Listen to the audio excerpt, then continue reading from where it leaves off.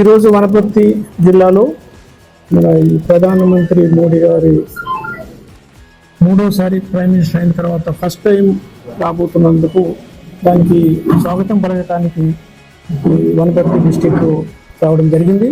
దానికి మన జిల్లా ప్రెసిడెంట్ గారు, తర్వాత మిగతా ఆఫీస్ బేరర్స్, తర్వాత మన స్టేట్ లీడర్ మన పరిణిత మేడం గారు. అయితే ఈ 10th మీటింగ్ జరగడం హైదరాబాద్లో, అందులో తెలంగాణ స్టేట్లో చాలా ప్రాముఖ్యమైనది.